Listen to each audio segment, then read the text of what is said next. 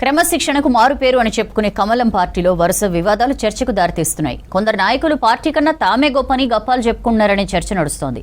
దీంతో రాష్ట్ర నాయకత్వం అలర్ట్ అయింది. పార్టీ చెప్పినా వినని వారి తోకలు కత్తిరించే కార్యక్రమం మొదలైందని తెలుస్తోంది. ఇటీవల పార్టీ స్టేట్ చీఫ్ ఇచ్చిన వార్నింగ్ ఆ నేతలకే అని అర్థమవుతోంది.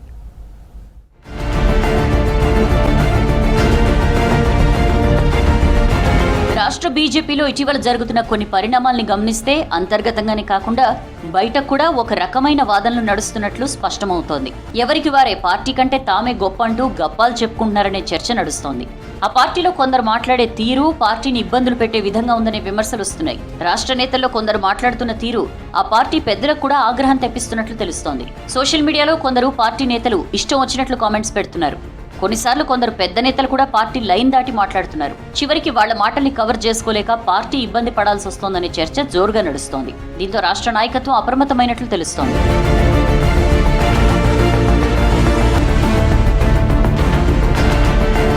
రాష్ట్రంలో పార్టీ బాగానే ఉంది, మన పార్టీని అధికారంలోకి తీసుకొద్దాం అనడం వెనుక ఉన్న సీరియస్నెస్ ని అర్థం చేసుకోవాలన్న చర్చ జరుగుతోంది. అయితే ఇక్కడే మరో చర్చ కూడా మొదలైంది. పార్టీ నుంచి ఎన్ని వార్నింగ్స్ వచ్చినా కొందరు వాటిని లెక్క చేయడం లేదని సమాచారం. అలాంటి వారికి అధ్యక్షుల హెచ్చరికలు పనిచేస్తాయా లేక షరా మామూలుగానే జరిగిపోతుందా అనే అనుమానాలు కలుగుతున్నాయి. ఇకనైనా పార్టీ లైన్లోకి వస్తే ఓకే, లేదంటే గీత దాటిన వాళ్ల మీద వేటు తప్పదని తెలుస్తోంది.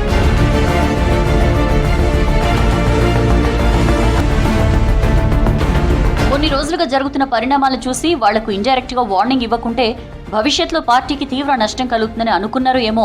నేరుగా స్టేట్ చీఫే రంగంలోకి దిగారు. పార్టీ కన్నా గొప్పవాళ్లం అనుకున్న వారి పరిస్థితి ఏమైందో గుర్తు తెచ్చుకోవాలన్నారు రాష్ట్ర అధ్యక్షులు రామచంద్రరావు. సోషల్ మీడియాలో ఇష్టం వచ్చినట్లు మాట్లాడితే ఉపేక్షించేది లేదని వార్నింగ్ ఇచ్చారు. మాట తీరు కంట్రోల్ తప్పితే కఠిన చర్యలుంటాయని హెచ్చరించారు. కాబట్టి పార్టీ ఒక వ్యక్తి మీద ఎప్పుడు కూడా నిర్భరం కాలే, ఒక వ్యక్తి మీద ఆధారపడదు. ఈ పార్టీలో కార్యకర్తలే ముఖ్యం. మనకు కార్యకర్తలే మనకు కావాలి. పార్టీలో నా మనిషి, నీ మనిషి, ఆ మనిషి, ఈ మనిషి లేదు. మీ కార్యకర్తను కోరుతా ఉన్నాను.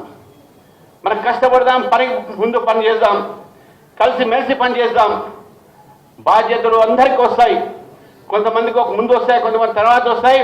కానీ బాధ్యతలు వచ్చినా రాకుండా కార్యకర్త మొత్తం కూడా ఈరోజు ఈ యొక్క తెలంగాణలో అధికార దిశలో మనకు నడవాలి, అధికారం తీసుకురావాలనే సంకల్పంతో ఇక్కడి నుంచి మనం ముందుకు పోవాల్సిన అవసరం ఉంది మిత్రులారా. ప్రజా సమస్యలు వదిలేసి పార్టీలోనే ఒకరిపై ఒకరు విమర్శలు చేసుకోవడం, ఒకరిపై ఒకరు సోషల్ మీడియాలో ఆరోపణలు చేసుకోవడం క్రింది స్థాయి కార్యకర్తలను ఇప్పుడు కలవర పెడుతోందనే చర్చ జరుగుతోంది.